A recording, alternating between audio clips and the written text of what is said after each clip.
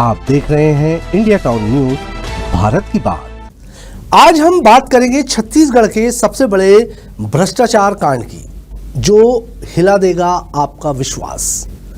CGPSC 2022 mains परीक्षा में paper leak, resort में पेपर सॉल्व करने का खेल और एक पद के लिए 1 करोड़ तक की वसूली।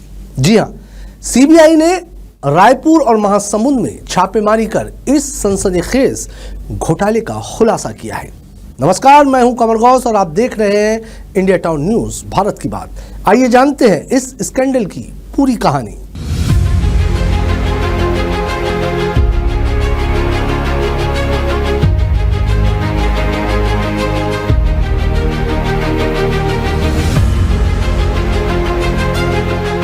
कहानी शुरू होती है महासमुंद के 12वां पारा रिसोर्ट से, जहां 2022 में CGPSC मेंस परीक्षा से ठीक पहले 35 उम्मीदवारों को ठहराया गया। लेकिन ये कोई वैकेशन नहीं था। यहां इन उम्मीदवारों को असली परीक्षा का पेपर सॉल्व करवाया गया, वो भी 2 प्रोफेशनल सॉल्वरों की मदद से। और इस खेल का दाम डिप्टी कलेक्टर का एक पद पाने के लिए 1 करोड़ रुपए तक की रकम था। सीबीआई ने 16 अप्रैल को रायपुर और महासमुंद में 5 जगहों पर छापे मारे। इन छापों में मिले दस्तावेजों ने खोला पोल। पैसे के लेन देन की रसीदें, रिसोर्ट की बुकिंग डिटेल्स और उन 35 उम्मीदवारों के नाम पते जिन्हें पेपर सॉल्व करवाया गया। लेकिन सवाल ये है, ये पेपर इन दलालों तक पहुंचा कैसे? इस घोटाले के मास्टरमाइंड में शामिल है डॉक्टर विकास चंद्रकार और डॉक्टर उत्कर्ष चंद्रकार, जो पेपर सॉल्वर को देते थे और मोटी रकम वसूल कर ऊपर तक पहुंचाते थे। इनके साथी राहुल हरपाल ने रिसोर्ट और बस की बुकिंग का जिम्मा संभाला।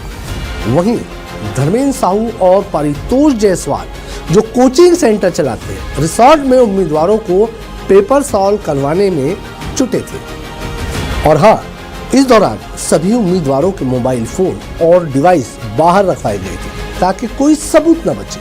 सीबीआई की पूछताछ में दलालों ने कबूल किया कि वे रोज अलग अलग विषयों के पेपर सॉल्वरों को देते थे।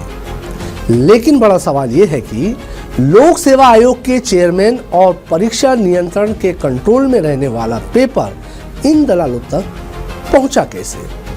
क्या इस घोटाले में कोई बड़ा नाम शामिल है?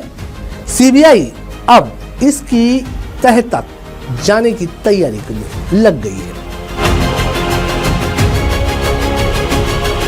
इस घोटाले ने छत्तीसगढ़ की प्रशासनिक व्यवस्था पर गहरे सवाल उठाए हैं। उप मुख्यमंत्री विजय शर्मा ने इसे भ्रष्टाचार पर्यटन करार दिया है। 35 में से कितने उम्मीदवारों का चयन हुआ, इसकी भी जांच चल रही है। लेकिन ये स्कैंडल सिर्फ भ्रष्टाचार की कहानी नहीं, बल्कि उन लाखों युवाओं के सपनों की चोरी है जो मेहनत और ईमानदारी से नौकरी पाने की कोशिश कर रहे हैं। तो क्या इस घोटाले के असली गुनाहगार सामने आएंगे? क्या छत्तीसगढ़ की परीक्षा प्रणाली में सुधार होगा?